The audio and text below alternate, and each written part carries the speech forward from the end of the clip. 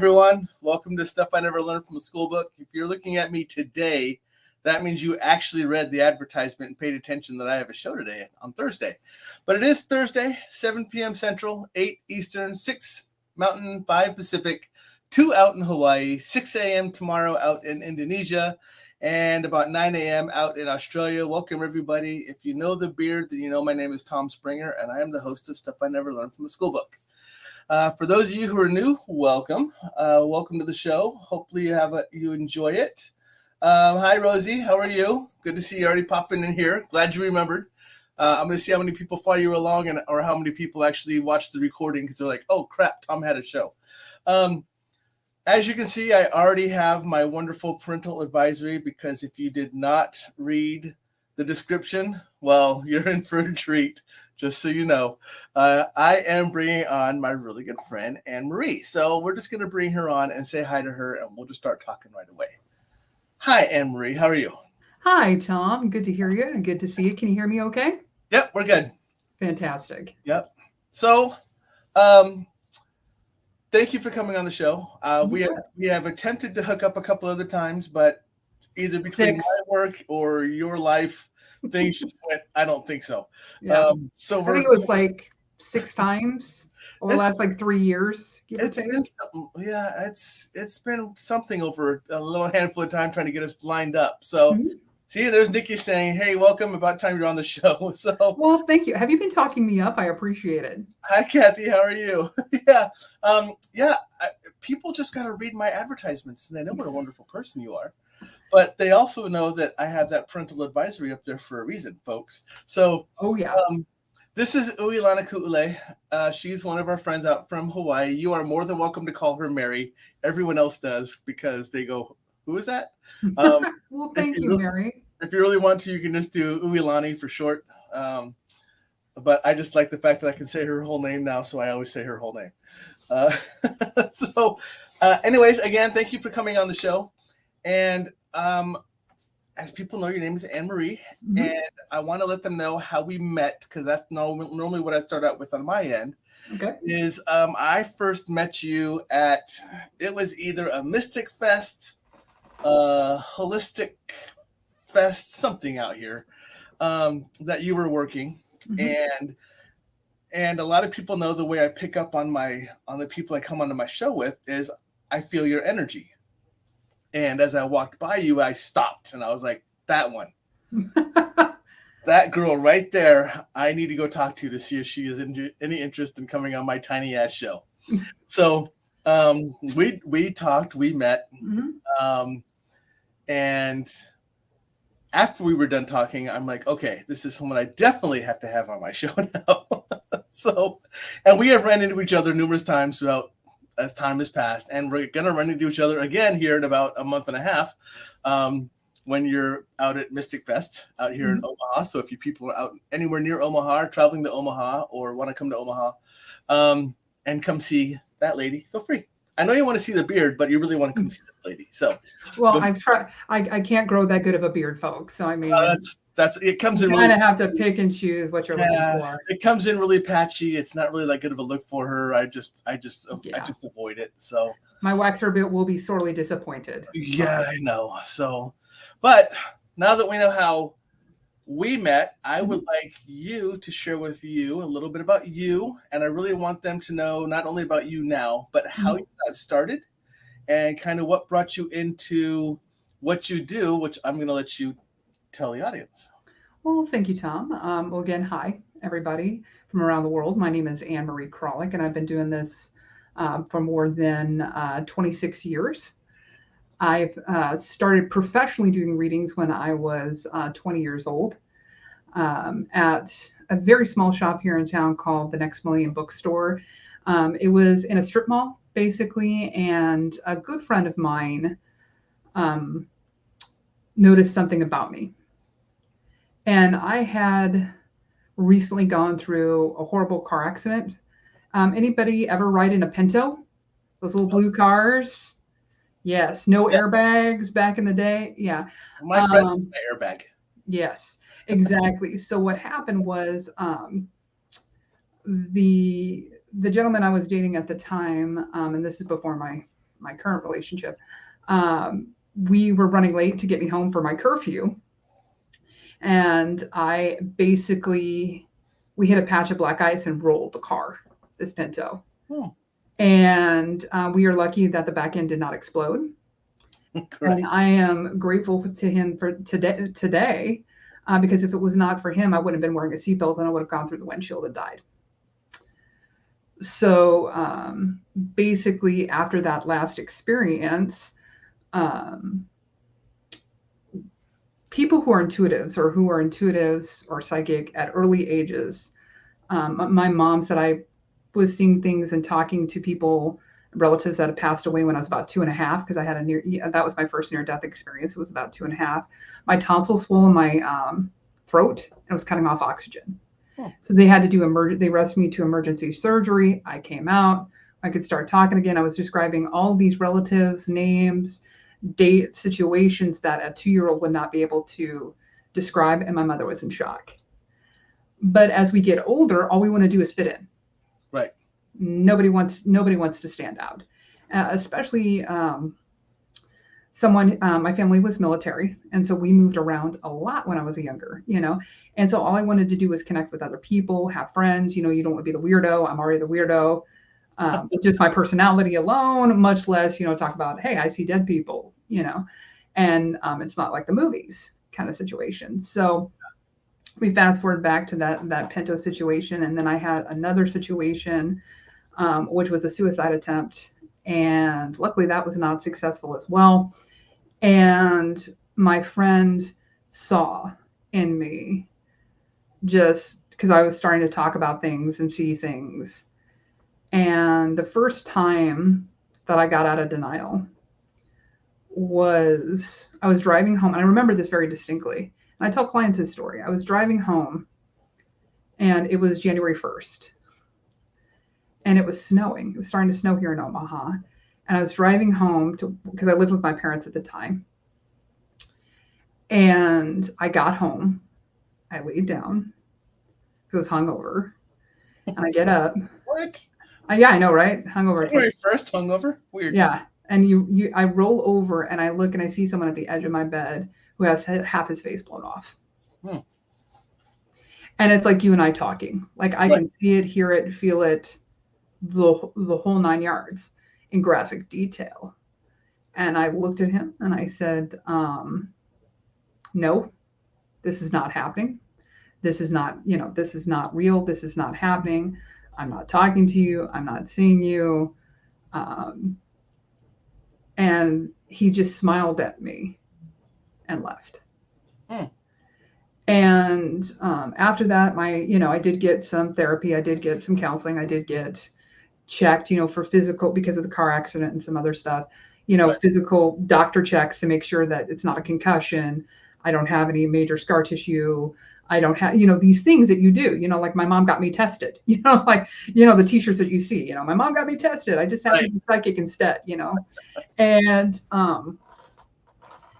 so my friend saw this in me and said, okay, do you want to learn more about this? Do you want to learn more about yourself? You have a very strong healing vibe. Even though you're hurting emotionally, do you want to learn more about this? Are you curious? And I said, sure. And so I went to the next millennium, and Charlie, to at the time, this was like, got to remember, this was like 20 years ago. To get into his shop to be a reader, you had to read the owner and his wife. So me being brand new, fresh on this, didn't have a deck of cards, didn't have nothing, just did a quick 5-minute read on him and his wife, and he goes, "You're in." And I said, "Okay, thank you." And I started from there in this little strip mall.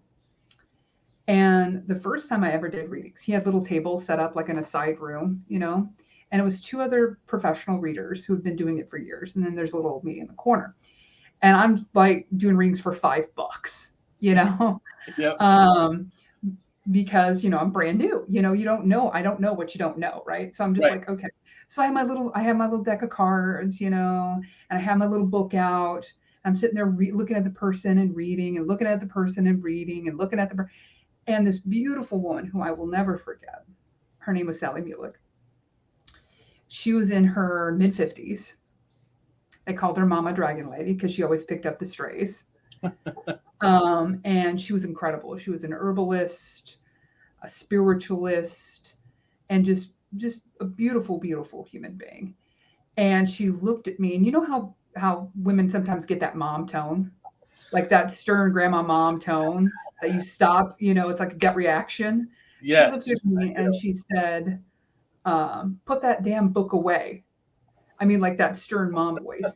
Yeah. And I took the book and I literally threw it behind me. I'm like, oh shit, and threw it behind me. Like I'm like, oh fuck, what am I gonna do? And she looked at me dead in the face. She was doing a reading, stopped and turned to me, goes, read the person, not the book. Read the cards, not the book.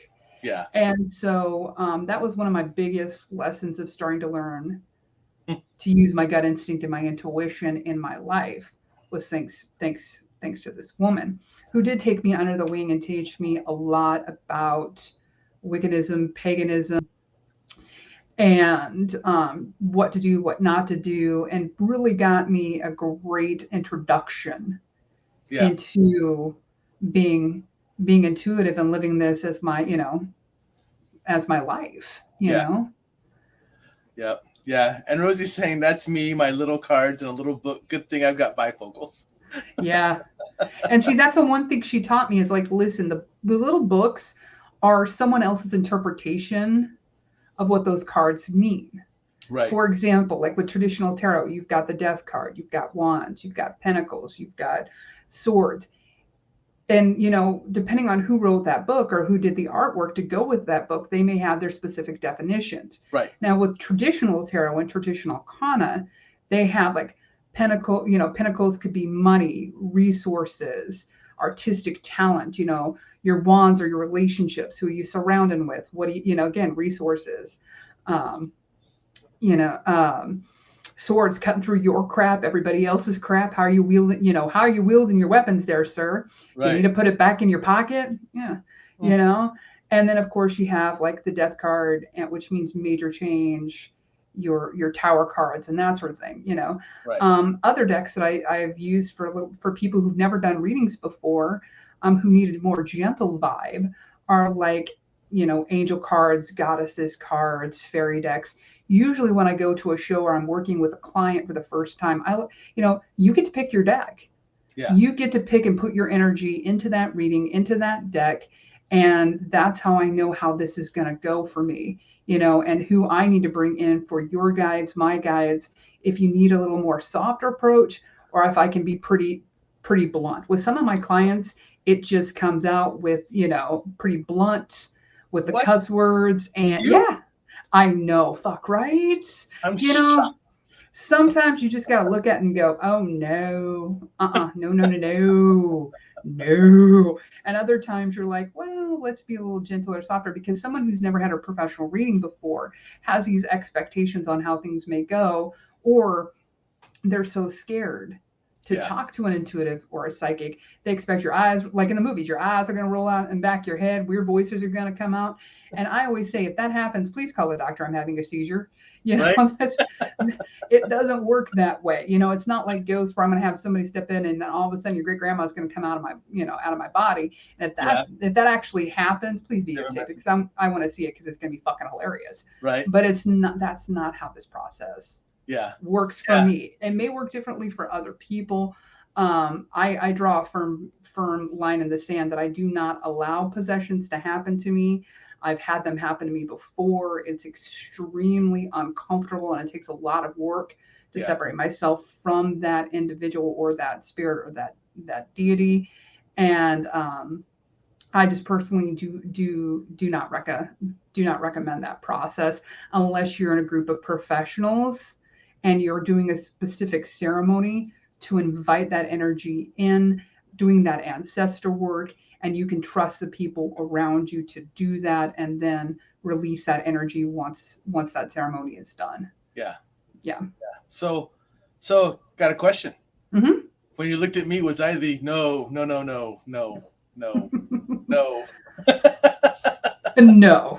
No, that's just a generalized statement. I will let you know, ladies and gentlemen that are watching the show, that when Anne Marie first saw me, I think second or third word out of her mouth was a cuss word. So Yes. we And had built that rapport rather fast. So yeah, and I do. Before a client sits down with me, either in public or in private, in a private session, I let them know. It's like, listen, it just, if it comes out this way, it comes out this way because that's how your guides are talking.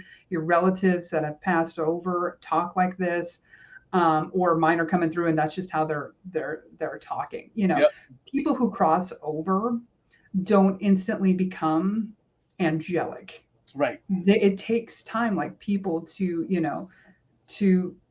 I tell people, hey, if they were an asshole in life, it's gonna take them a little while to reevaluate themselves and say, this is where I'm at, so they can move on to their journey. Yeah. If they were brutally honest and said the word fuck 18 times as a verb, an adjective, and a noun, it's most likely going to come through that way. However, if your great grandmother didn't talk, your great grandmother, or your grandmother, or your mom didn't talk like that, it's going to come through as a gentler energy and not necessarily throw down, unless they are like, listen, you need to pay attention. Right. Yeah. Kind of thing. Yeah. So when you read, Mhm. do you always read with cards? No, not necessarily. The reason why I use cards in public settings is primarily because what I've noticed is people won't pay attention. Like if I'm doing a reading with somebody, Mm-hmm. and they have cards down, they can write notes, they can pay attention to the cards, it gives them a visual cue. If I start reading somebody, it's like it goes over their head, like they physically check out of their body because they're so nervous that I might see something that they don't want me to see. Like I'm reading their mind or digging deep into the dark, spaces, because we all have, our dark side and our light side, and there's life is the gray in between. And so people get nervous when I say, oh, by the way, blah, blah, blah, blah, blah, blah, blah, blah, blah, blah, but I've done it before. It's about discretion too. When I first started doing this in my early 20s, I would walk up into people while I'm standing in the grocery line and look at him and go, he's cheating on you. He's an asshole. You need to leave him. He's an abusive motherfucker. And then I would check out and leave, And I would talk to my mentors. I would talk to other intuitives, and they're like, listen, Anne-Marie, maybe she or he does not need to hear it in that way at that time, Right. because they're not ready for it. It's about attraction, not promotion. If they need to hear it from you, they'll hear it from you when they need to hear it, but they might not be connecting it. That's why I'm not a huge fan of these psychic shows where they're going into the grocery stores and saying, oh, by the way, blah, blah, blah, your great grandmother or your great grandson. I'm like, no, one, that's on television. Two, it's public. And three, it's obviously about like the money. And that's not why I do this. I do this to help people, and so, yeah, most times I do it like I use a pendulum, I use cards. When I go into, I have a partner and I, his name's Woody Gruber, and we do house cleansings. We have clients that have called us up in various Nebraska, Iowa, and come other places to walk into their homes and remove or just check it out and feel it because they feel overwhelmed, or there's energy, or there's obviously negative stuff going on, and we'll go in as a team. And he's a Native American shaman, and I'm, basically on the telephone. Yeah. I'm like, here, let's bring them all together in the room, and then we can have a conversation and slowly help them, guide them onto the light and to the other side to help. And then we cleanse and clear the space, so that way the family or that person can feel safe and comfortable. There are places, I will tell you, there are places in the world and in Omaha and Iowa that I will not go. I was part of a friend of mine asked me to go to Villisca, and I had never been to the Axe Murder House. And she goes, I just want to get your feel. And whenever anybody, just warning, anybody asks you, I just want to get your read off of something or your feeling on something, listen to your gut instinct, because mine was like, don't do it. But of course I did it anyway. So I see the name Villisca. I'm in the back seat. The town, and it's like just a highway where you're in the middle of nowhere when you get to Villisca. Oh yeah. And the sign I told her we hit the town of Villisca. I said, pull over. Side of the road in these like middle of nowhere. I'm throwing up, and I haven't even gone to the house yet. I haven't even hit town because the energy is so overwhelming. Yeah. that negative toxic energy. And then we get to the house. I'm not even out of the car yet. And I'm like, this is bullshit. This is bullshit. This is bullshit. And I'm arguing with myself. This is what psychics do sometimes. I'm like, this is bullshit. I should ask for money up front. She's a friend, that all, this is some shit. I'm going to be sick for a couple of days, And then I get out of the car and I'm standing on the sidewalk and I'm looking at the house. And I look and I go, it's not the house I'm worried about. It's the next door neighbor. She's still there and she's sad that she couldn't help people and she's angry and she's pissed off that this is a sideshow that somebody's making money off of. Yeah. And she's like, what? I'm like, she's standing right there in the lawn giving me the side eye. And I'm just like, hey, lady, I'm just here. I'm just observing things. If you want to have a conversation, please let me know. We can have a conversation, but no hair pulling, no shoving, no trying to jump me, no physically making me ill, no throwing your emotions at me. Let's have it, set some boundaries. And she just, it was like she was looking right through me to the other two people I was standing with. And I'm like, okay, ladies, buckle up. This is going to be interesting, and, we go in and we walk around and I'm telling things, I'm pointing stuff out and, as you do, yeah. And, we get up and we leave. And I look at I look at the lady and I go, you don't have to stay here. You know that, don't you? And because the other girls were getting in the car, like talking to different people and photographing and different things. And I'm just off in on a little corner on the sidewalk, bright daylight. It's like on a Saturday at 3:00 in the afternoon. I was looking at her and go, you don't have to stay. You do know that, right? And she goes, someone's got to protect. And then she was gone like that. And I'm like, okay. So that's the way it is. We got in the car and came back. Yeah. So there are places that I get a physical, visceral response when I run into a level of negative energy, hostility. I've been choked. I've been pushed. I've been shoved. I've been scratched, burned, and you have to take your physical safety into account in some of these situations. Yeah. And and you help people as much as you can. And you're honest to say, okay, here's what you can do. Here's what you can't do. Here's what I can do for you. Here's what my partner can do for you. And then, people have got, and then what happens is, and I've also had this happen, is that we go in and we clean out the house and we're good. It's like, all right, it's squeaky clean, Mm-hmm. We're good. We sage, we cleanse. It's, no more blood. It's like no more blood on the land. We're good. It's good. And you walk away and then you get a phone call a month and a half later and they're like, oh yeah, things are back. I'm like, what did you do? Right. What did you do?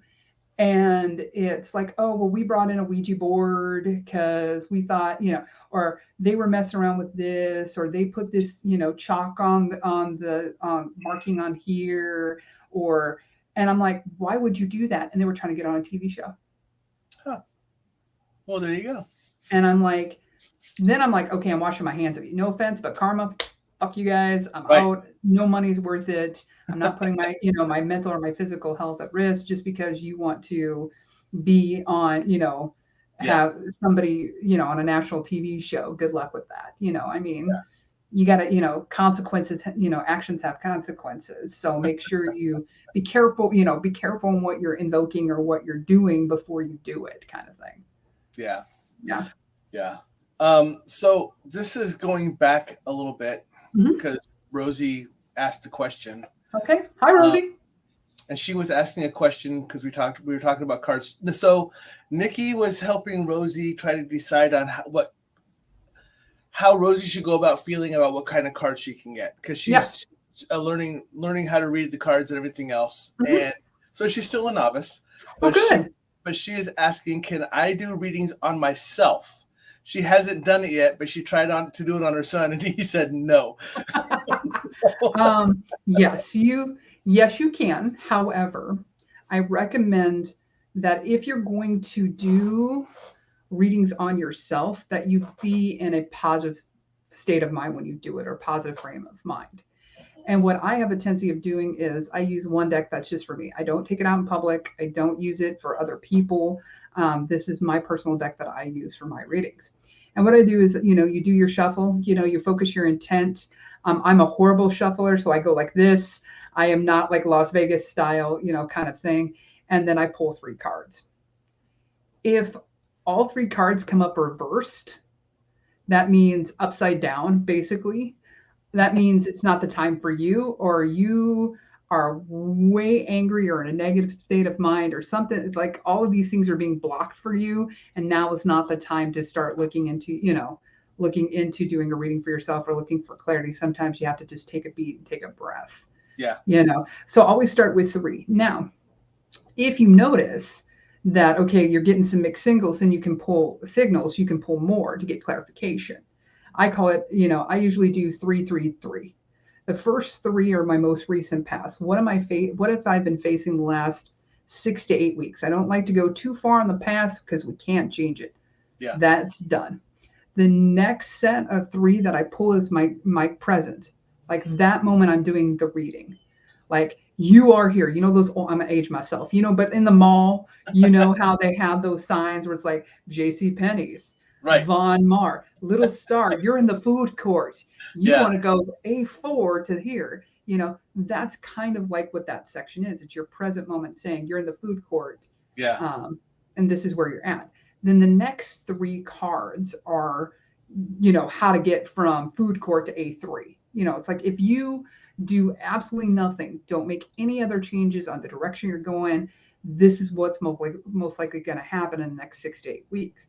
And then you can pull additional cards to get more clarification. Now, when I stop is after I'm getting additional clarification on the cards, if I notice like 2 cards are reversed after those 3, and it's like reverse, reverse, reverse, to keep getting, that's a sign of, hey, you're done. Stop. This is, you have your answers. You've been given your answer. Yeah. Stop crowdsourcing. Stop polling people. Stop running around trying to ask everybody in the universe what you think you should do. This is the direction you're going in. So it just gives you a little bit of insight, and then you play around and see what feels comfortable. Another great, and that's just how I read for myself. Now you can also do a Celtic cross where it talks about what's going on in your subconscious mind, your conscious mind, what your hopes are, your dreams are, what other people are thinking, their kind of actions and that sort of thing that may be impacting things. That's more of a traditional tarot reading that you can do with a traditional deck. So I highly recommend just, when in doubt, play around, pull those cards, check them out, because you won't learn until you practice. Until you try. That's the biggest thing. Sally, the lady I'd mentioned earlier, my teacher, she had tubs, like, those moving plastic, huge tubs. Oh, yeah. Hundreds of card decks, hundreds of different ones. So one of her tricks, I say tricks, but one of the ways she taught me was you had to close your eyes, reach into one of the tubs and pull out a deck, right? And then you had to use that deck to read her or somebody else in the room. And that was how I got my practice. It was from everything from playing cards, like standard playing cards. Yep. Sometimes I laughed because I got Uno cards. It was like, okay. Yeah. And then, and then other ones. And it's just about, seeing what feels comfortable to you. Yeah. And I like to bust a myth that, no, you don't have to be gifted your cards to do readings for you or start doing readings. You can go, and my favorite thing to do is go to, like the Next Millennium or the Conjure Shop and run my hands over the decks and see which one taps me, like high fives me energetically. And then I know that's for me. And then I pull it out, I look at it, I feel with it, I open up the deck, look at the artwork, and then I usually bring it home with me.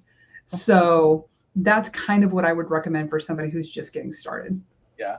Mm-hmm. And she does ask, and Stuart kind of answered this too, but he said this is what he's been told. So I want to hear what you have to say too. Mm-hmm. She asked, how do you turn them? Do you flip them? Like flip them, or do you turn them? I usually pull it off the top and then flip them like that over and set them down. I don't turn them, because if I turn them, I may be taking something that's a reverse for somebody and correcting it, So I literally just, like you would pull a card off a deck, like, magic trick, pull up the card and just lay it down. Another one, lay it down like that. Yeah.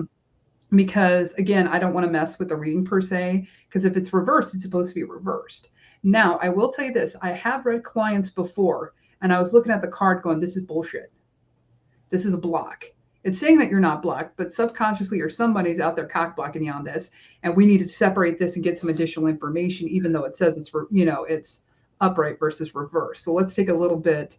Do you feel, and then I dig a little deeper saying, okay, do you feel you're not worthy? Is this an ancestral thing? Is this something that you grew up? Is it a karmic thing? And we start digging a little bit deeper on that. Yeah. So you mentioned that there are places that you go that you're like, no, not just no, but hell no. Yeah. I'm curious. This is me being selfish right here. Since we're in the same area, is there a place that you just love going to here in the local area? Like you're just like, yep, I can go there, and it's just a calming effect. It's just that place, whether it's haunted, I put that in quotation marks, or very spiritual or whatever else. So there's somewhere that's around you and I that you're just like, this place resonates with me. This is where I can go every single day and always be calm, or something like that. There's a couple of places that I recommend. For me, the Bohemian Cemetery off of 60th and Center here in town is always, it's not a large one. Yeah. But it has like Czech, Polish, that's German, that's part of my background, Gypsy, Rome, and I can just pull in there and walk anywhere in that cemetery and feel like it's home, like I'm greeted, like I'm comforted. The spirits are I'd say 90% of the spirits are comfortable there. If you need to bury something at the crossroads, there's a crossroads like right there in front of the cemetery, and so they can help you with that energy. So just a very calming, helpful energy, and I like going there on the Day of the Dead to help clean off some of the headstones. The headstones to kind of give back and just say, hey, I'm here, because my dad's buried in Arlington. And so I can't always go, but I know that he's being super cared for. Yeah. So it's like, and most of my relatives are outside of the state, so I can't necessarily visit them to do that. So I like to visit them here, leave them things, give them things. I always bring, like when I go there, like cigarettes, like for tobacco, loose change, just in case they didn't get it for their ferryman, for them, coffee. One time I brought oatmeal. I don't know. Some guys like instant oatmeal, and oatmeal was big in the 40s for a lot of these guys, these blue collar workers. So I'm like, all right, let's bring some oats with me and some coffee and just, have a chat and see what they need. So yeah, that's one of the places that I feel super calming. I can walk around my neighborhood. How I found my house, it actually was an estate sale, ironically enough. And I got the stamp of approval from the gentleman who had passed away. This was his house. He had it since the 60s. And I got an approval and thumbs up from him, so I can walk my neighborhood and feel absolutely calm and safe. So yeah, I mean, it depends on the feel of it. Does that make sense? Like, there's like in Midtown, there's like this huge green park area that they built out. That's super great. Fontenelle Forest, if I really need to decompress. Yeah, Fontenelle Forest is great. I can go walking through there. Like any forested area is usually pretty good for me. I love the ocean when I can get to it outside of this area. The ocean, any bodies of water are very calming for me as well. Yeah. So Rosie says she does not like going to cemeteries. Maybe it's the empath in her, but she gets sad, or she feels the sadness, which is different from me because I love cemeteries. Well, I think it's different for everybody. Yeah, I agree with Rosie that empaths, it's hard.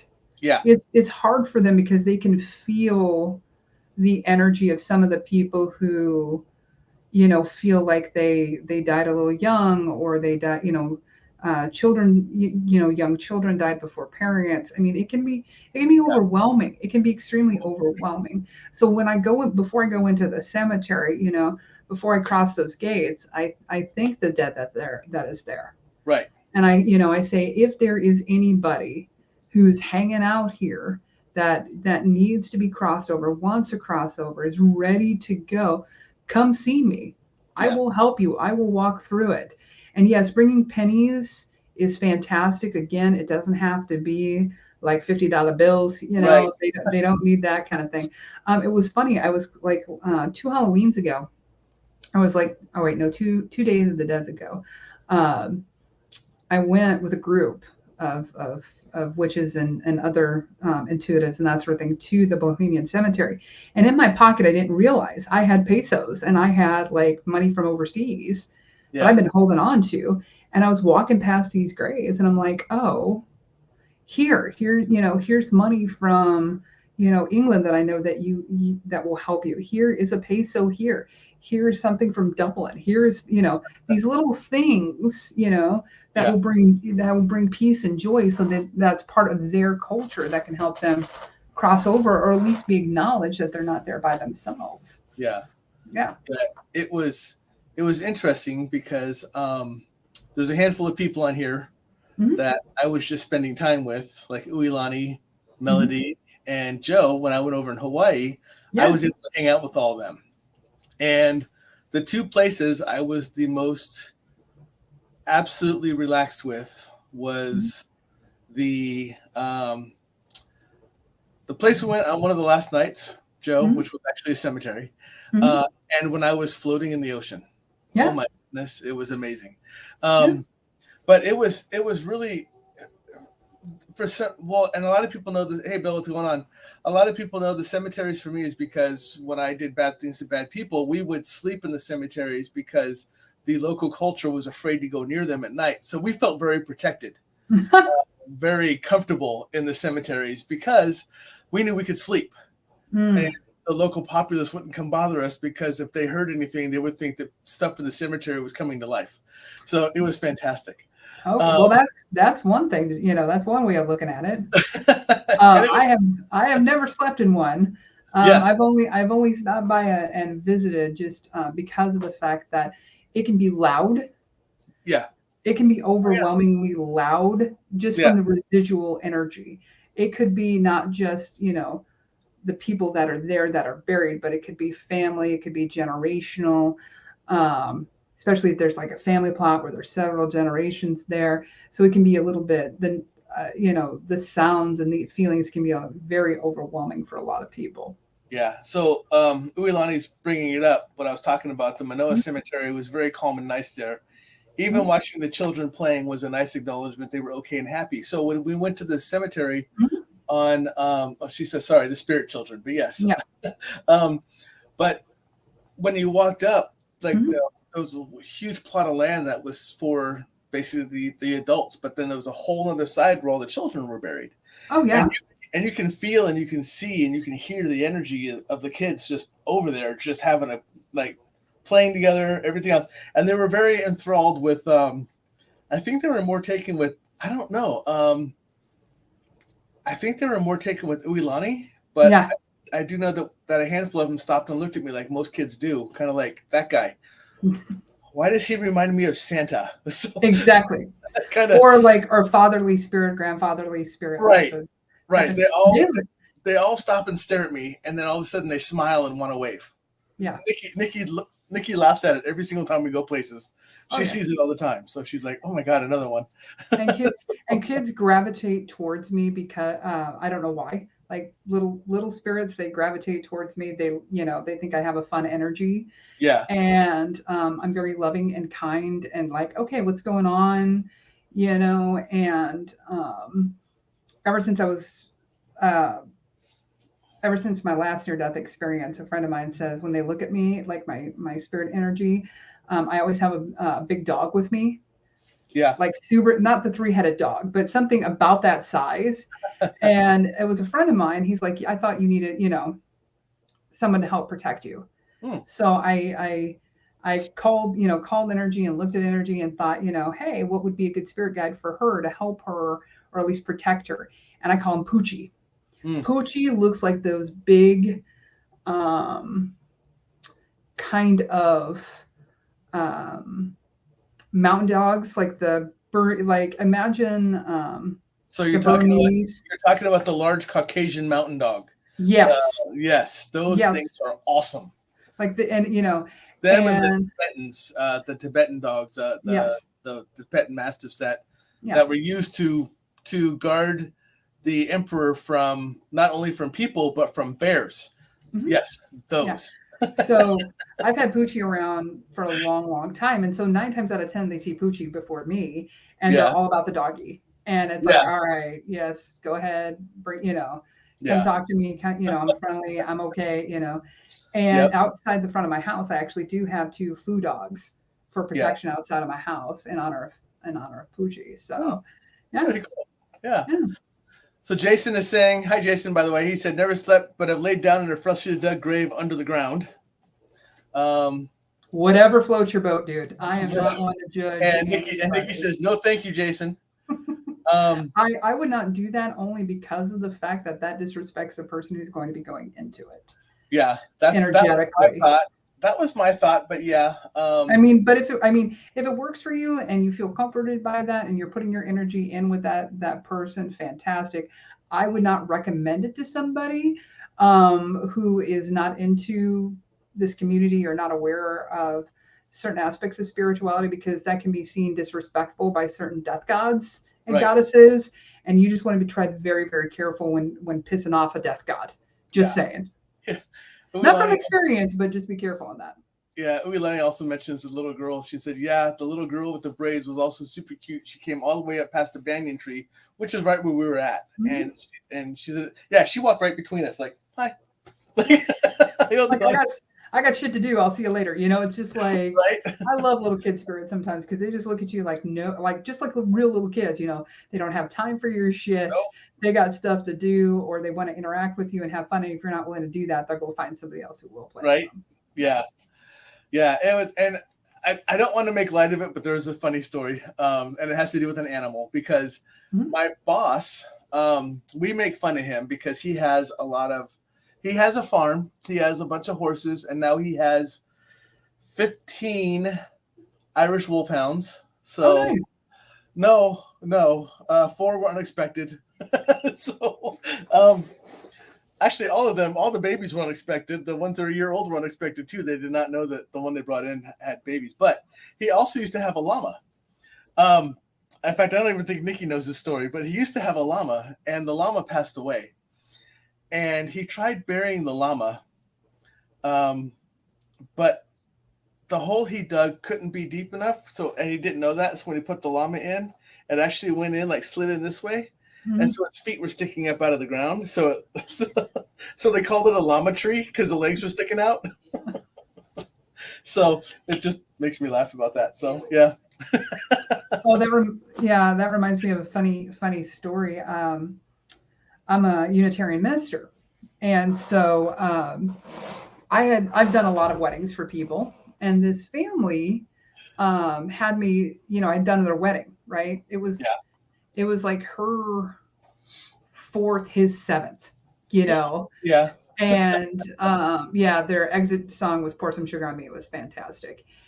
And so apparently the uncle was like hitting on me and doing all this other stuff. I'm like, no, he thought I was hilarious, thought it was great. Well, he passed away. And they're like, hey, do you ever do services? And I'm like, not normally, but they're like, he purposely asked for you. I'm like, that's kind of creepy and weird, but all right, I'll roll with the punches. So we go and we do the service. Well, his burial, he's a military vet, Army vet, he gets the whole 9 yards, but it's in this small town that's like 2.5 hours away in the middle of nowhere, Iowa. So I'm like, okay, I'm going to follow you guys and try to get there. I get there, and their honor guard is coming along, right? Young guys, got to be like 18, 19, fresh to this. They're doing the honor guard. Now, anybody who knows this, they have to remove the flag before you lower the casket. Correct. The flag cannot touch the ground, otherwise you have to burn. I mean, there's very specific rules on this, Yes. Well, the 18-year-old young kid noticed that they didn't take it off, dives for it as this is going down, right? Grabs it, saves it, hands it to the other guy, and then all of a sudden the casket goes crank, like it was lowering it in, and just now this poor guy is ass up in the air with the feet leaning down like the llama. Uh, And the whole family just started laughing so hard because they're like, this is exactly the thing that the uncle would do right. as a joke, to be ass up to the world. Right. So I'm just like shaking my head going, and I looked at him, I go, and that is a better eulogy than I could ever deliver at this gravesite to summarize this man's life, that he brought a smile to everybody's face Yeah. and got the last laugh on all y'all at the end. And they Yeah. fixed everything and he was able to be buried. But your llama story just reminded me Yeah. of that experience. And I said, all right, buddy, I hope you got what you wanted. I hope you have a great life. Right. And afterlife and everything will be okay for you. But that, I have to admit, is some funny shit. You have great sense of humor. And I got up and left, but I'm just like, man, I was not expecting that at all. Right. I felt so bad for the kid. I have to ask, in your house, Mhm. do you have spirit that is in your house? Not 24/7. No. But No. I mean, but you have, no, you don't have a roommate, but No. Do I have ancestors that come in and out of my home? Yes. do you Yes. practice anything in your home? I mean, as far as like, because I do my best not to open up in my own home, Yeah. like to practice my abilities and stuff like that or anything else. I try not to at all. Yeah. Do you? Yes. Okay. Yes. In fact, behind me, you'll see my home altar, where I have photos of relatives that have passed, friends that have passed, things that I put out for them, my Bible, my candles, various other tobacco, other things that I have set up specifically for them. Right. That is a safe space in my home. Fresh water, flowers, oatmeal. Gotta love the oatmeal and stuff like that. So yeah, I specifically do that when I do sessions with people. I do them just like this, or on FaceTime. But as for large, like full on rituals and or something that I'm celebrating my ancestors for, usually that's a seasonal thing, and I'll go to, like, the Conjure shop has a Halloween thing or a winter solstice thing, and I'll go with that kind of group of people. But I am primarily a soul practitioner in my beliefs. Now, I do believe now, this is just me. I'm speaking for myself. I'm a kitchen witch. I'm an old school kitchen witch. I was taught you don't care about the phase of the moon. God love astrology. If you can make it work for you, great. But you don't have to be a certain sign. The moon doesn't have to be in a certain phase, to practice what I practice, for my own spiritual beliefs.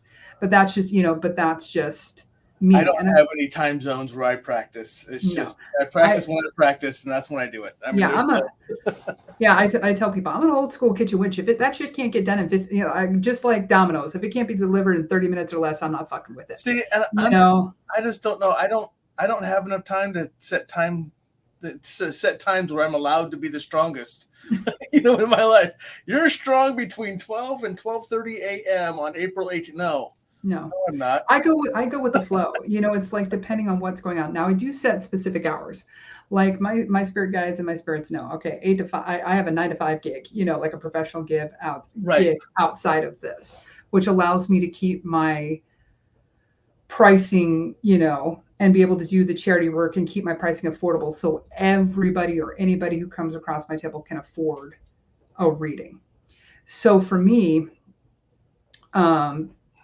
I try, they know it's like, okay, I've got to work. I've got to do this. Here's times when I'm available. Here's what I can do. Now, I was also taught that when I come across people and something's telling me, like, really screaming at me, I ask permission. I say, hey, I've got a feeling about something. Can I ask, do I have permission to read you and or give you the information that I'm receiving at this time? Yeah. And I've had people say yes, and I've had people tell me no, and then I've had people who tell me no, come back and go, why didn't you tell me that? And I'm like, well, you said no. This was not a formal session. We are not like a client. So, but it's one of those things where I'm just like, okay, you always ask permission before you tell people, Yeah. And Rosie is saying that you are awesome. That's what I'm thinking, the way it should be. Absolutely. Because again, some people are ready to hear the message and other people aren't. I know I wasn't. I am, as an intuitive, I have people I go to when I need direction. Yeah. And you said, do you practice spiritually in your home? Yes. But I also, when shit gets real and life gets real and I'm facing some serious mental blocks, roadblocks, professional blocks, money blocks, or I, have done a lot, like after Mystic Fest, where I've done a lot of readings and there's just a lot of heavy energy. I know who I can go to safely to say, hi, can I get your professional opinion on X, Y, and Z? What do I need to clear this? What do I need to do this? Because even doctors need to see doctors, even therapists need to see therapists to deal, what is it? Physician, heal yourself first. Yeah. I can't help anybody if I don't have my own head on straight, both emotionally, spiritually, and physically. Yeah. So I have to make sure I'm taking care of myself before I can take care of anybody else. And that's why I tell a lot of people who are looking into doing this is it's just like any other skill. It's like any other thing. You practice, but make sure you're taking care of yourself first. Before you take care of anybody else, know? Yep. So Mo, or Maureen, but it's Mo. It's Mo because she lives right across the street from me. This is our friend. She says she wants to meet you. Well, guess what, Mo? She's here in Omaha. So when we go to Mystic Fest in October, you'll be able to go see her with us. So you can't miss me. I'm usually all of a sudden I'm a genie. You are. Oh, be careful of that, man. I know. No, my friend. Again, remember you said the no. Oh, no, my friend. We do not talk jinn or genies up in this place because you know what? That shit ain't no bueno. Which is interesting because me and Joe talked jinn before because he's come across one. He's out in Hawaii, so he's dealt with it before. Nikki is asking, how do you keep spirits that are not ancestors or loved ones out of your house? Well, luckily for me, I've been doing this a little while. So again, I'm a kitchen witch. So if you have, if you're living in an apartment, this is make sure, or if you're living in an apartment or home that you're renting, so that you can't do any kind of physical markings on the walls, on the home, on the floors, and you want to keep everything on the down low. One, do not have a welcome mat on your front door because that's welcoming any energy crossing your threshold and holding it within the home. You can have funny fucking sayings on there. I don't give a shit, but it's just as long as it, or a plain black one or whatever, as long as it doesn't say welcome. Okay. Then what I want you to do is take a little sandwich baggie. Okay. And Morton seasoned salt, like Morton's, like the blue, like regular table salt. You can get a bunch of Burger King packets and rip them open and put it in there like a sandwich bag. I want you to put a little bit of salt in there. I want you to throw in a little hot pepper, like red chili pepper, because this is going to speed up the work for the protection work, okay, as well as bringing money and that sort of thing. Now, online, you're going to see a lot of people saying, I blow cinnamon in my door every month to bring attraction. I'm like, that's some bullshit. This is a set and forget shit every 3 months. So what you want to do is put a little salt, a little hot pepper, a little bit of cinnamon in there, okay? And then what you can do is you can flavor it with whatever feels best for you. Now, what I do is I have a little salt, a little sugar, a little cinnamon. If you're coming through my door, you're bringing me money, you're bringing good vibes, you're sweet talking me, bring it to me kind of vibe. And then I've also used nutmeg to help with that as well. Dorothy Morrison puts out a fantastic line of books which talk about easy home protection and kitchen witch stuff if you're looking for that. You can find them online or locally through the Conjure shop. I cannot recommend Dorothy Morrison's book highly enough for people who are practicing. Then what you want to do is once you get your ingredients in there, right? You can even throw some loose change in there. Some people have fool's gold towards the front of their house to bring in money.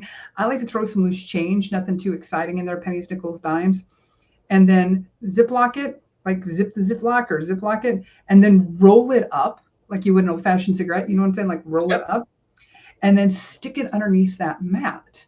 Because if you're living in an apartment complex, they're going to vacuum the floors. Right. So any salt line that you do for protection, any markings that you do for protection, they're going to vacuum up or clean up, right? But by doing this underneath the welcome mat, you're kind of hiding it. Now, if you can't do it outside of your, outside the door, because again, rental property, you can do it on the inside of the threshold. And what I do is you can keep it in like a nice little glass vase, something that you can empty out and put back in every couple of months, every couple of weeks. Mark it on your calendar, just like air freshener. The plugins every 3 months, 90 days, put it in. And then what I do is with my mixture is then I take it out. And I'm luckily, on the street. You can take it to a crossroads. You can take it on a regular street, and then you pour the salt down. You pour the salt down, because you never want to put change down your toilet. It's going to block it up. Right. Yep. So put it in the yard. Put it someplace safe that that you're getting rid of that sort of thing. Now, if you don't put change in it, and you can do two different Ziplocs. You can do one for change and one for the salt in that mixture. If you have your change, you can just keep it in your jar or keep it in that place. Then with the Ziploc, you can just basically throw it in your toilet and flush it, or down the sink. So that way you don't have to worry about, clogging anything up or anything along those lines. Yeah. Another trick that I like to do to help me with anger, resentments, blocks, fears, things that are coming up for me is, or I notice like an icky feeling on someone who's walked through and now I just heard my ears just started ringing. So I'm like, yep, that I know I'm on the right track. It was like, bing. When like that alarm, like the tornado sirens, you're on the right track. And so what you want to do is I take a toilet paper roll and I have a pen, right? And I start writing that person I'm angry at, what's going on with them. This is bullshit, blah, blah, blah, blah, blah, blah, blah. And then what you do is you flush it out of you. You see what I'm saying? You literally take the toilet paper and the pen, and you take your pieces. You don't wipe yourself with them, because then you're putting your energy onto that person, and you don't need that shit. And you literally flush it and let it go. Now, warning: if you're super pissed off at this person or super frustrated with the situation, toilet paper. This is a quick fix for like 3 or 4 sheets. You know what I'm saying? To get the energy out of you and get it going out of your house. I am not a plumber, so I will not pay for your plumbing bill if you block up your toilet because you're super angry and pissed off on that. But again, these are small little things that I found that have worked out for me over the years that can help release negative energy, release frustrations. This is great for reversals, to remove that energy and get it out of your home, get it out of your body, and help with protection. So I have to share something with Uilani, because she was nice enough when I was over there. She was able to get me some actual pure white sea salt. And she put it in a little baggie for me. Yep. And I really didn't think about that when I put it inside of my actual pill holder into my luggage. And I was I'm so going to get pulled over for coke. But they didn't, luckily. But I thought about it like the whole flight over. I was like, I'm going to get off this plane and they're going to be waiting for me. And this is just not going to go well for me. So, yes. So, Uilani, I made it. It's still with me. I did not get arrested for the salt you gave me. So that's good. So now I have use for salt too. So absolutely. Amber says she puts them in the freezer if needed. Yes, that's another thing that you can do, is if you have a picture of them. Mm-hmm. You can, there's also a thing, you can put them like a picture or their name, and you can put them in, again, Ziploc baggie or a little container, Mm-hmm. Dollar Tree is great for this. They have those little plastic containers with the white lids, the little Tupperware. Yep. Like $1.25. You can put their name, information, and like their name, their information, what you're trying to freeze, block, remove, and that kind of thing, and put it in the back of your freezer. Now, just be careful. Make sure you date and label what that is, because I've done that before. And whoopsie, like 3 years later, you're cleaning out your freezer, and then all of a sudden you're like, oh yeah, I don't have that asshole boss anymore. I can go ahead and throw this out. This is all good, So, and plus you don't want to mix that up with like having stacks of people. So It's like, okay. The other thing that you can do is a honey pot or a honey jar and kind of sweeten them up a little bit. Again, same little plastic tub, a little bit of organic, honey, whatever you got around the house, like the honey bears, and put the photo in there, their information in there, what you want to sweeten the deal and get them on your side for or release and let go of. And again, put it in the fridge, put it in the freezer, or set it aside, because honey does not spoil. Yep. And that is another Nikki at the Counter Shop. Again, Dorothy Morrison has great references on how to do that sort of thing to help you out. But yeah. Rosie said, meat on the one side, shitty people on the other. So make sure you don't get them confused. Oh yeah, draw the line. Yeah, absolutely. And Amber also said, just have to check when the power's out. She's made that mistake. Oh yeah, yeah. And what I've done that too. I've had that happen to me before too. And you know what? I like to think about when that happens, it's my higher power's way of me saying, all right, let it the fuck go. Why are you got claw marks all over that person, thinking you can fix, manage, and control that person or situation? Let me handle it, let it go, and let that person go, and throw that away. Otherwise, a reversing candle is super good for that, where you can take if you have a white candle, at home, you can turn it over, remove the wick a little bit, get the wick showing off the bottom part, not the top part, and have the wick showing, and then do a black marker. So it's half black, half white, and burn it that way down with your intentions to clear that energy out and reverse that energy toward those thoughts, emotions, and feelings towards that person or individual. And again, it's something super easy if you don't have a black and white candle, or you don't have a black candle or a white candle to do side by side. Dorothy Morrison has a great, again, I'm just going to keep plugging her because she's fantastic, but she has a great ritual to where simple thing, you can do it in your house. Literally, you just do a cookie sheet, right? Standard cookie sheet, aluminum foil. Those the little candles that are about this big, the little taper candles about this big. You get a white one, a brown one, a black one, right?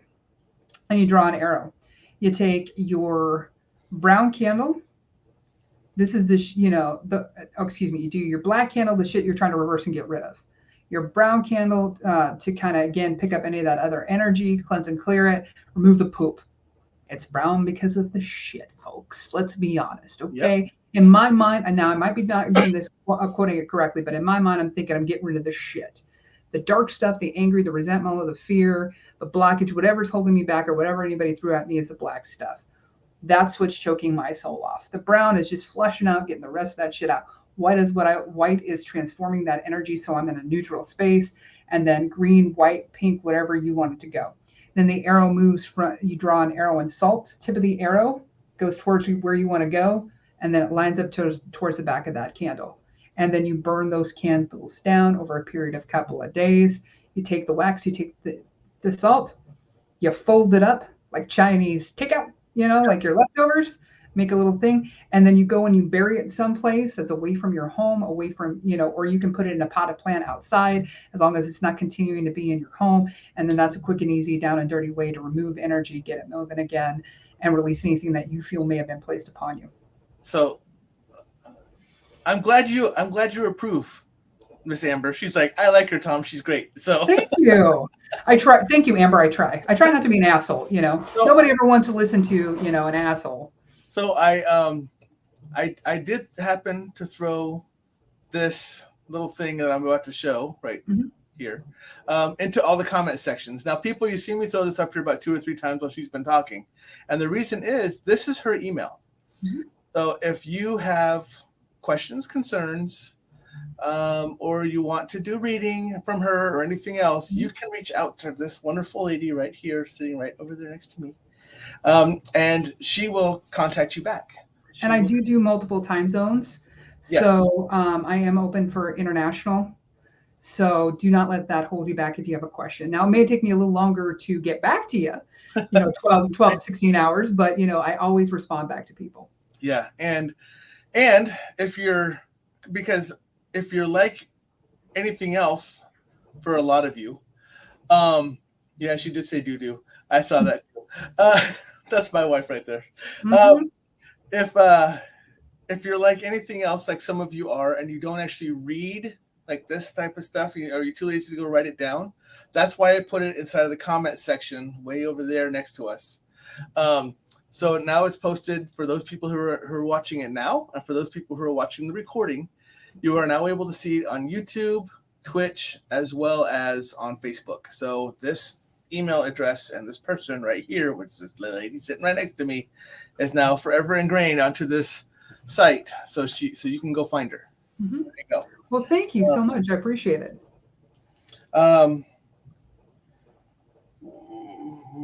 Says Tom, Nicole had a question earlier that I would like to hear.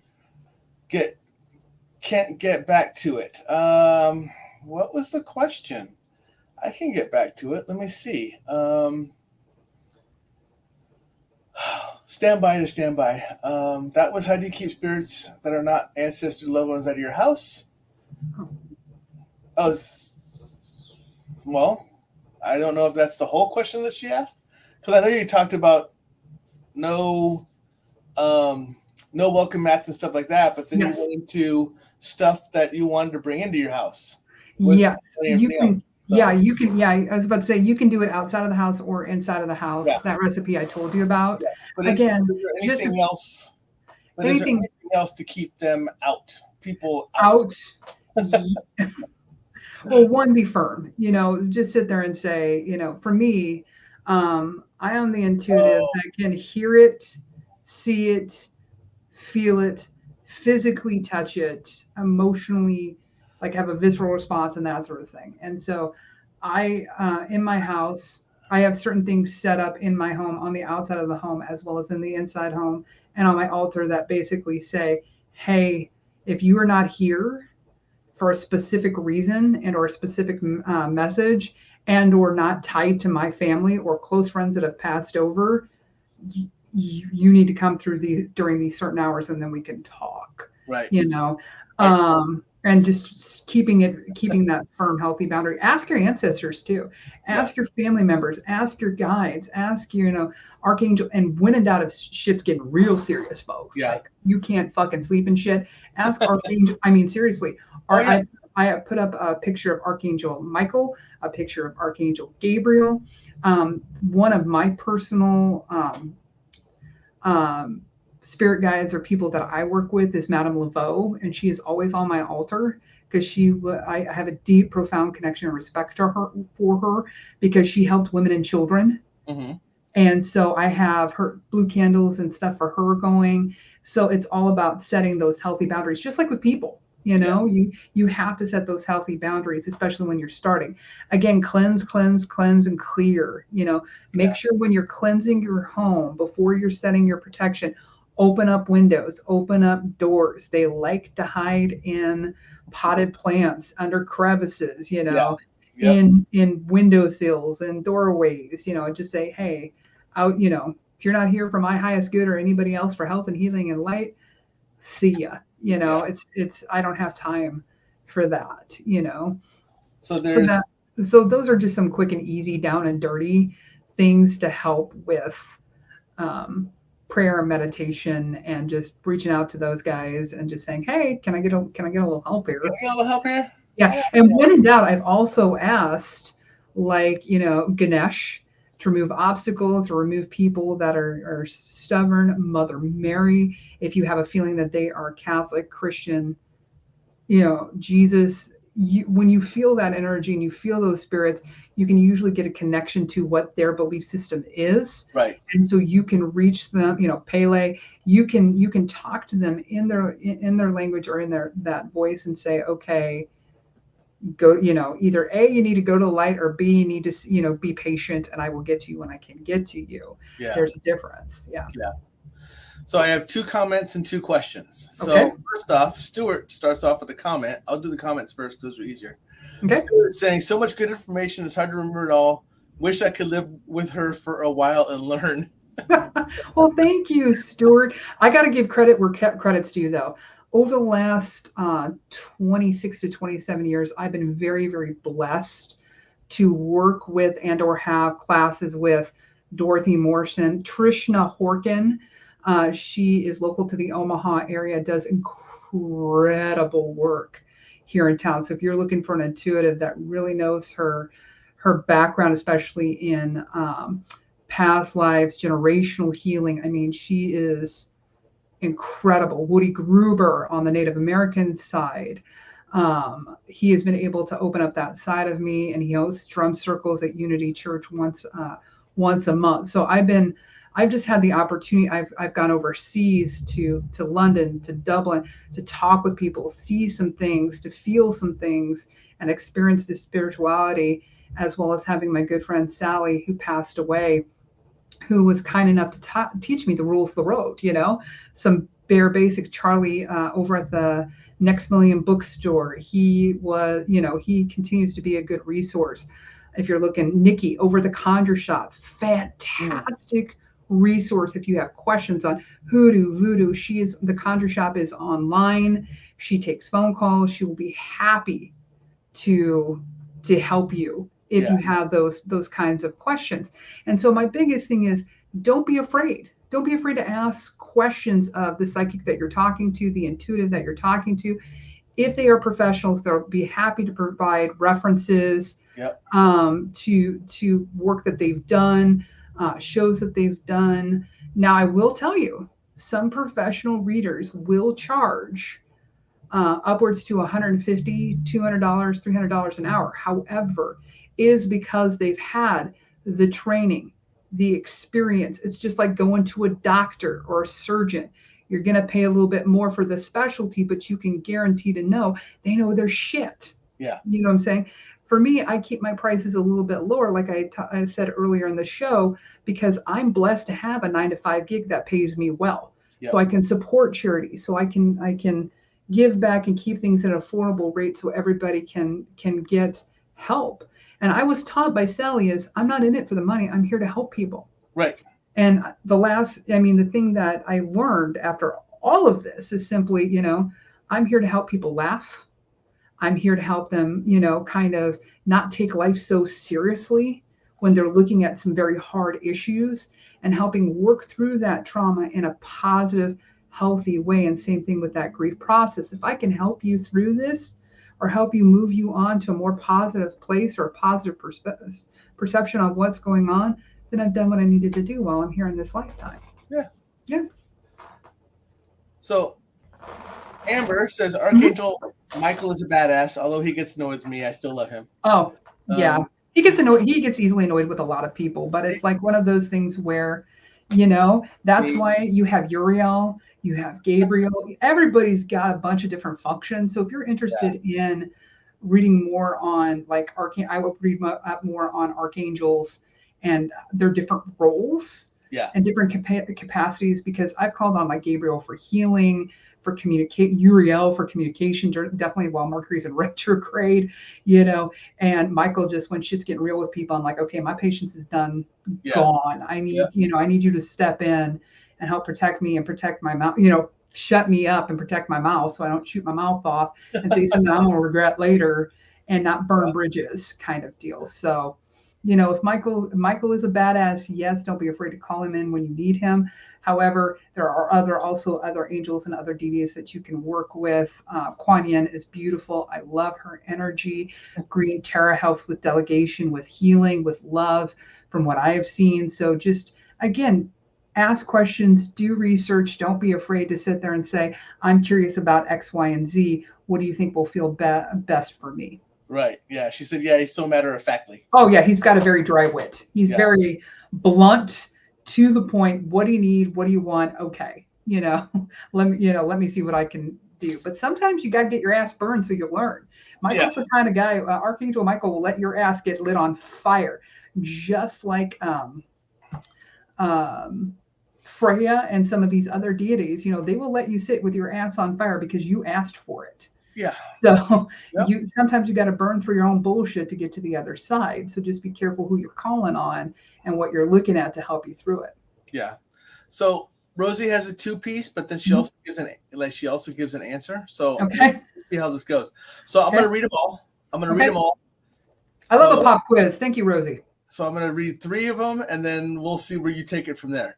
Okay. So Rosie asks, well, I have a question. I do egg cleanses. Do you know anything about that?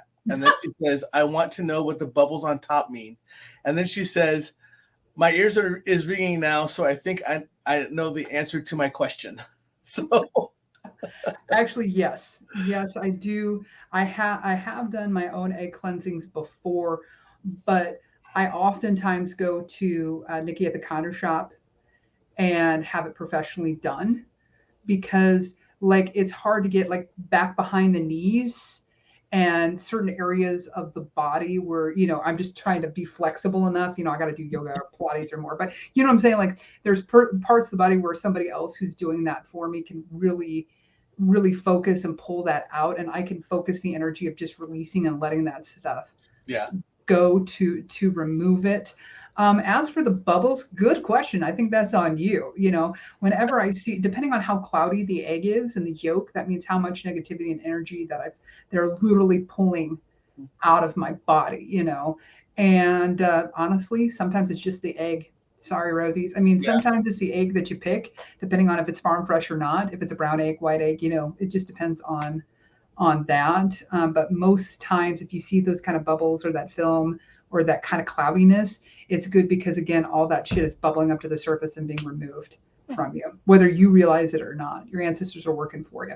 Make sure when you do cleanses like that, though, to also follow with like a coffee scrub to, again, remove any leftover resentments, fear, anger, shit that might just be hanging around. Because when we do such deep cleansings like egg, it really literally is pulling from our heart chakra, pulling from our root chakra. I mean, it's like a sponge. It'll soak up so much, but even a sponge can only take so much. Yeah. And so that's why I do a little, when I get home, I usually do a coffee scrub, and, or depending on who the conjurer is or where you get it, they usually have like a cleansing solution that you can do.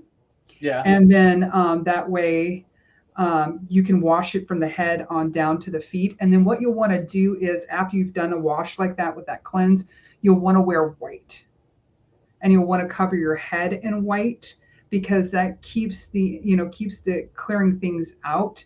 And while you're open like that as a channel, it's not going to allow anything to come in and attach to you again. So overnight, you're going to want to let that, and you want your body to air dry. Whenever you do a cleansing bath or a cleansing shower like that, you always want it to air dry, not towel dry, because that way, again, it keeps things cleansing and clearing out. It's like a colonoscopy, my friend. You're just doing the prep and everything's getting flushed out of you. Sure, it sucks in the moment, but you'll feel better once it's done. Yep. I have to yell at Amber really quick. Amber, she says, Tom, I apologize. My ADHD is in full force tonight, chit-chatting away. Absolutely. You know better than that. This show is this is what happens on the show. So you just get over it. You chat away all you want. Lady. Yeah. You can, Yeah, there's nothing. There's nothing on this show that's restricted, really. Good.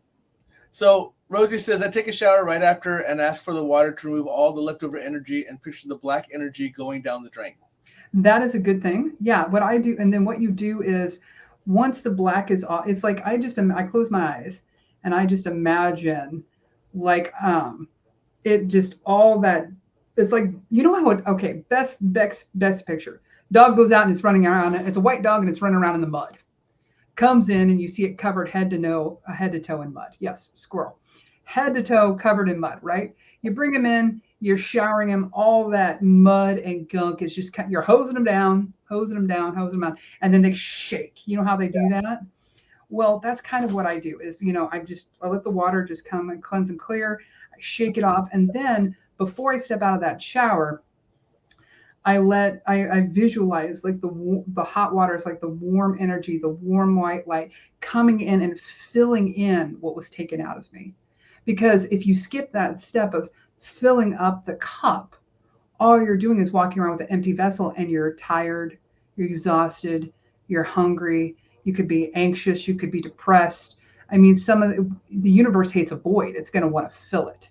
So if you remove the negative and you don't put some positive balance in to refill it up, it's just going to, the next person you run into, good, bad, or indifferent, is going to fill up that cup for you, because you're interacting with them, and that's how human beings are. Yeah. So it's definitely helping a lot. Yeah. Amber saying a shower head filter will make the experience a lot better. Also drinking distilled and/or spring water. So. Like I said, I'm a kitchen witch, so I'm like, hey, whatever comes out, if it comes out of the tap, it comes out of the tap. You know what I'm saying? Like short notice, when in doubt, people are like, well, since you're an ordained minister, do you ever bless your own water and get it holy? And I said, depends on the situation I'm walking into. Believe me, anything can be, like if I have a bottle, smart water, woo, You say your prayers, you do what you need to, and you're walking into a shitty situation. Boom, you got your water bottle. You know your ass is covered. So I'm like, hey, if I got it in my pocket in my purse, that's what I'm using. That's what I got. Yep. But I try to be a little bit more prepared when I know I'm walking into situations like that. But Yeah. life happens on life terms. You're driving, you're going to situations, you go into somebody's house that you've never been into, or you're walking around with different people. You're just going to run across that icky energy, and you always want to feel your gut energy to whether you stay or you go. And I always say follow your gut, because that's going to tell you where to go and how to act and be around people. See, and that's where my problem lies, because I walk into situations I should never walk into because I'm too dumb to know any better. So, well, pay attention. Peripheral vision is important. No, I pay attention, but I'm still too dumb. I still walk. Don't be a dumbass. I think I should make that on a T-shirt. Don't be a dumbass. Use your intuition. It's sure like it is. But here's the thing: is don't blame your guides and your higher power and everything else when you have to clean up that shit that you just walked into because you were too busy going squirrel. Right. Oh no, I walk into it and I come out of it, I go, yeah, that was me. Yeah. So cool. But Tom, I've done that too. You know what I'm saying? Over the years, I'm like, oh, sure, I can handle this, or I'll walk into this situation and be like, oh, everything's hunky-dory and fine. And then I come home and I go, oh my God, like the very first Mystic Fest I ever did. They were off of like 72nd and the interstate at that old hotel. Yeah. And I did not prep. I did not prepare. I went, and by the time I was done that day, I'm like, what bus fucking hit me? Right. I'm starved. I'm angry. I'm frustrated. And just all of that just overwhelmed me. So again, another visualization that you can do to protect yourself as you're leaving your home is in the movies, the guys wearing the hazmat suits, like the big hazmat suits kind of thing. That's bright yellow with the big symbol, like the nuclear symbol on it, and they have their own oxygen mask and everything's self-contained. Yep. What you can do is after you get out of the shower, as you're toweling yourself off before you put your clothes on, just have a visualization as you're putting your clothes on. You're also putting on this big yellow jumpsuit. Oh, my protection is fantastic. Yeah. And so once you get your protection on, you're walking around and basically this is how I do it. I'm like, all right, you keep your shit, I keep mine. You're not allowed in my hazmat suit or in my little environment unless I allow you to come in. Right. And then once you are here, we hang out for a little bit and then I release your energy and let you go, because it's always a give and take. Yeah. Yeah. She says Superman. Mm-hmm. Yes. My protection is fantastic. So I've had 2 people already say, don't forget Nicole's question. Nicole's like, all right. So what's funny is that I actually still have Nicole's question starred. It's just that I've been letting us go through all this other stuff before I go back to it. So now, since enough people have complained thinking I'm going to forget again. Don't forget. We're here to cater to our audience. I even started. So, like this. Mo says she put the yellow bubble around her. Yeah.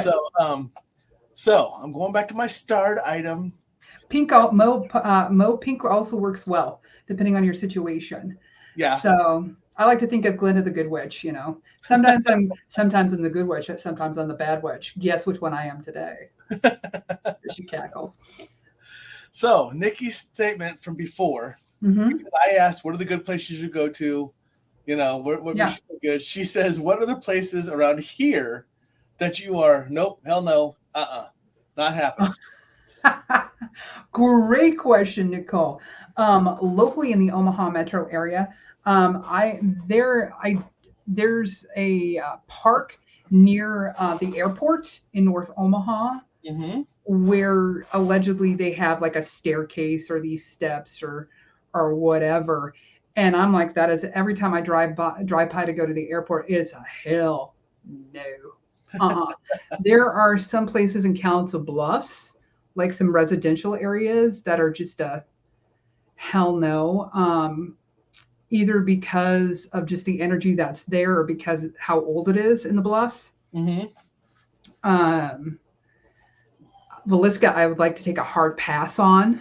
It's like, I don't want to go back to someplace that made me physically vomit. Yeah.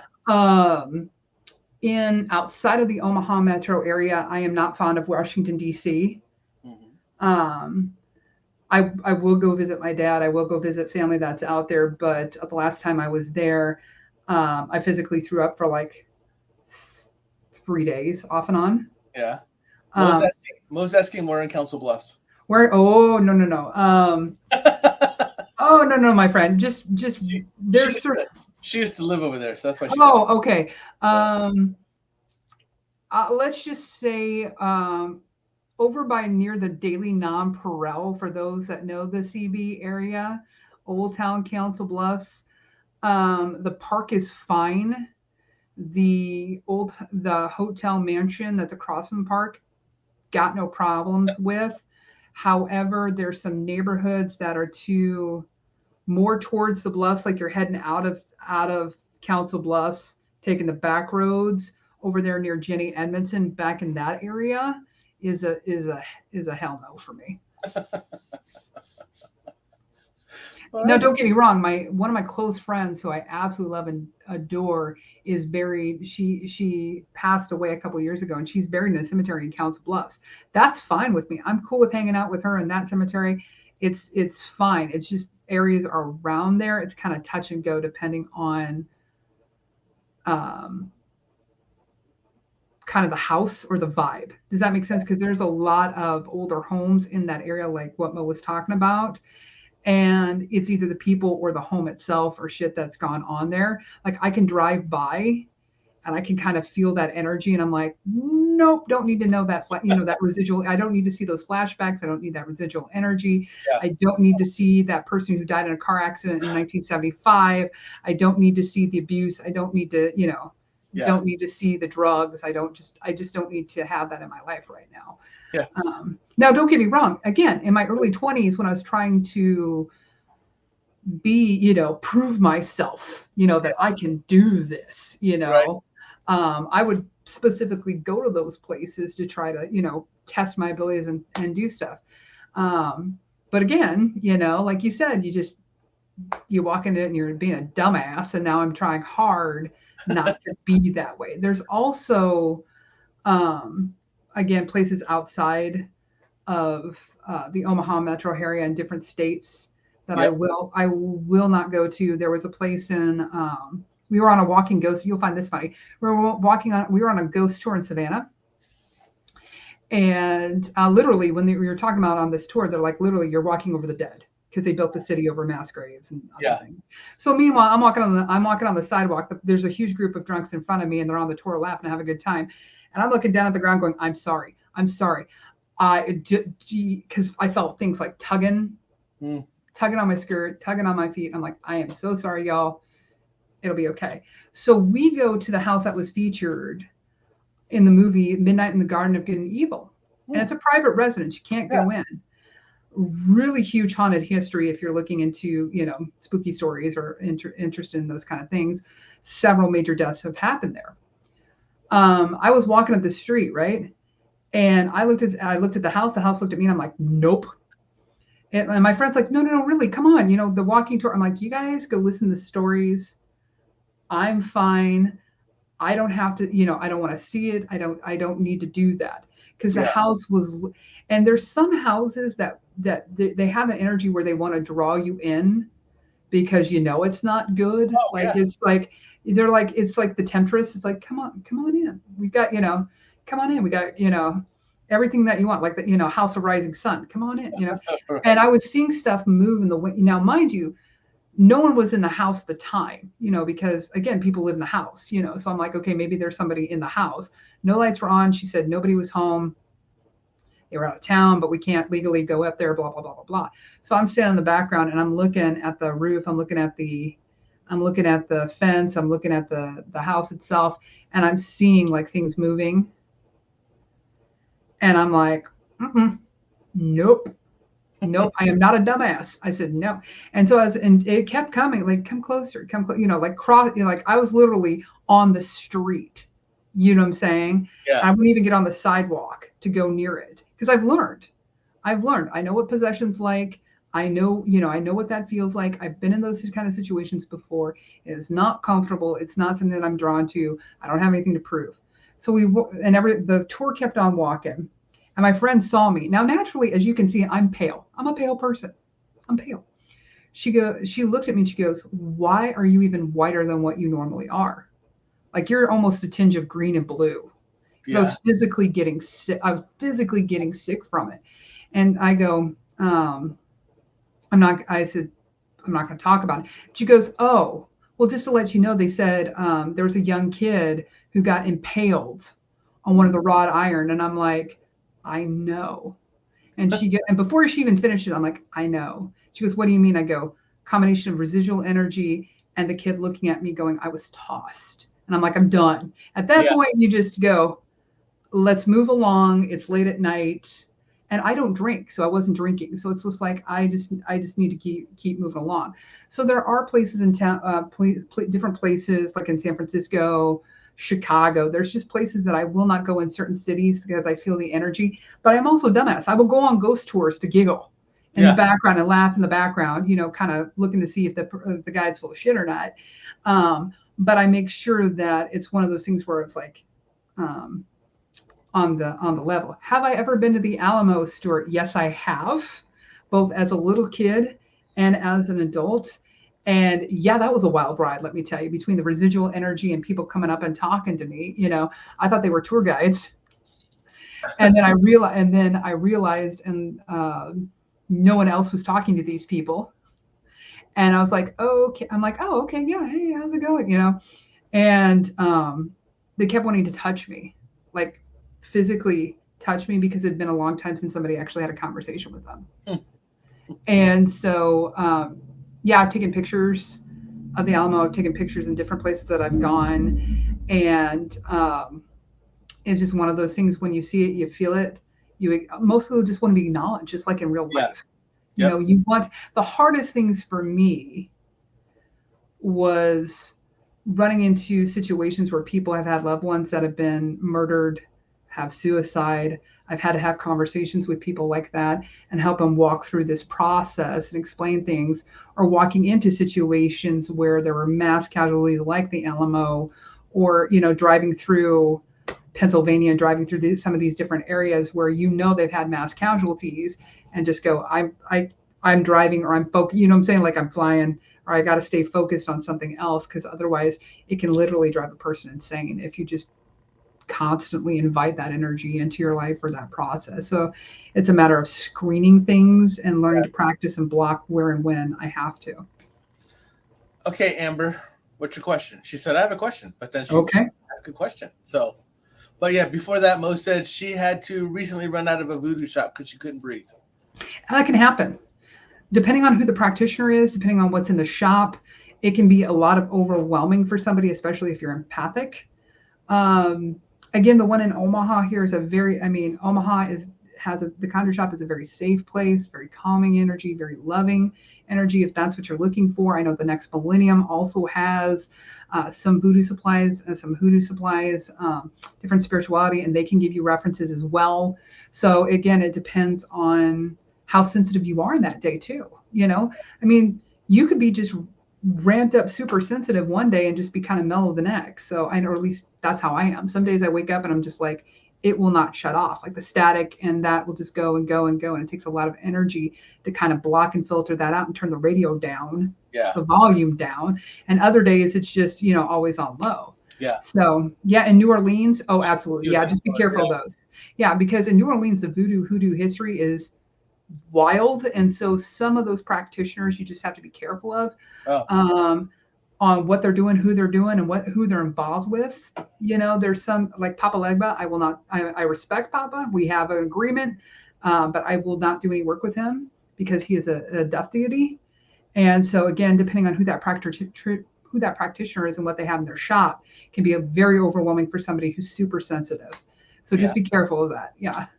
Go in with a buddy next time is what I always say. If you have a buddy, it usually softens the energy a little bit, especially that other person is intuitive as well, because then you can split the energy between the two of you. Amber, are you sending this to me or to Miss Anne Marie? She said, I'll send a PM, just a question about a creature I saw recently. So Amber's been on my show before. I've been on theirs. So we just kind of, she just kind of hangs out. And we just kind of BS and talk about weird stuff we see all the time. Okay. So okay. She said to me. So, okay. Cool. I'm trying to see just a lot of more comments, but so I think I'm going to wrap it up. We've been going an hour 35 minutes. So I told you this goes by fast. It does. And I'm always available to answer questions. And if you ever want to have me back on the show, let me know. Hey, you want to know where you can find her at? Look, right there. See, right there. Look at that. See, look at that segue just work out like we planned it out or something. Jeez. I know, like we practiced it, yes. But yeah, if you ever want me back on the show, just let me know. Or if people have additional questions, I'm happy to talk. I'm pretty sure my audience wants you back on your show, on my show too. So. Oh, great. Well, I'm always happy to. Well, if we have people that want to live with you so they can learn from you, I'm pretty sure they'd be okay with you coming back on the show.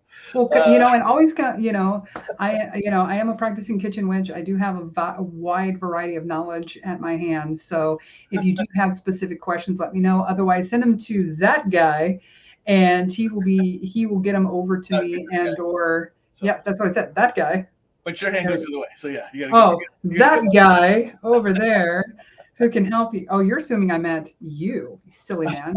My bad. Never. I could have been talking. There could have been a spirit person. Beside me. Could have been, but if that spirit person has a way for them to contact to get to you, then they have. Well, never underestimate the power of the other side, my friend. When they have their ways, when they really want to get your attention, they get your.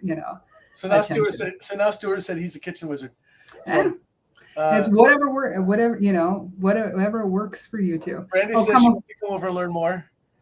Kathy says thank you, enjoyed the show. Thank you, Kathy. I appreciate it. Christy piped in and said I really enjoyed today's show. So that's it was good. I only cussed a handful of times, so I'm kind of proud of myself. I kind of filtered it a little bit. I know, but I did need that up there. I did need that way up there. So yeah, because we could have been talking about some serious shit right now, kind of like on super. Oh, and one other thing, I'm just throwing it out there.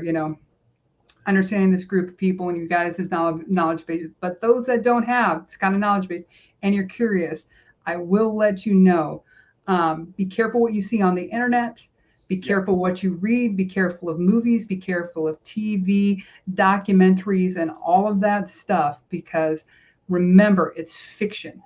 Yes. It's fiction. Even if it's a documentary or something based on real life, it's fiction. And whatever you do not go into, someplace that's quote unquote haunted and start screaming and cussing at the dead. And you wonder why they get angry responses back or silence. How would you like it if somebody busts into your house, starts going through your shit and starts screaming at you to get you all riled up, just to give them the middle finger and they can't see it? Mm-hmm. You know what I'm saying? So just, be respectful when you're going to places, be respectful of people's practices, and always check your intent before you do any kind of spiritual practice and or intuitive work, to make sure you're above board on everything, because again, 3 times 3 or 20 times 20, it's gonna blow back. And I'm just saying, be safe out there, kids. Yep. Okay, well, do me a favor, don't run away, because I'm just going to put you in the back room while I say goodnight to everybody. But thank you for coming on. You bet. Good night, everybody. And I will talk to you in a minute. Okay. All right, everyone, that's the show.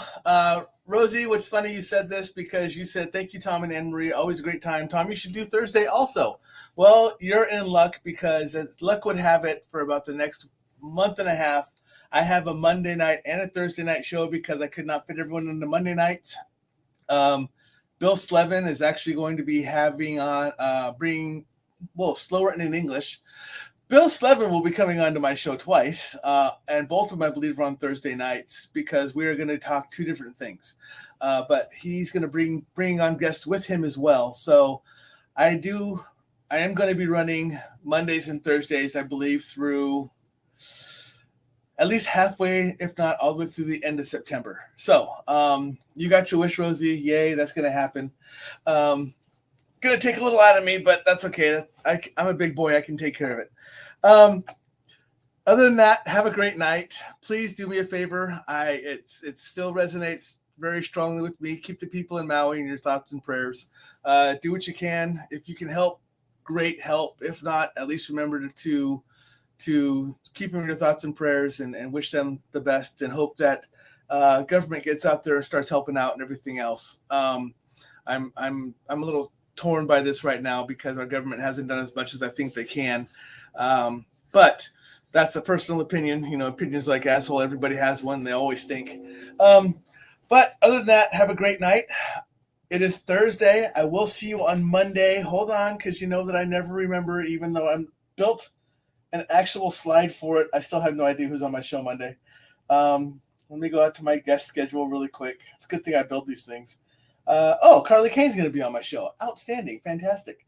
But yes, 21st of August, 24th of August, 28th of August, 1st of September, 4th of September, 7th of September, 11th of September, and then I finally get back to some kind of normalcy. So there's your run from Mondays through Thursdays.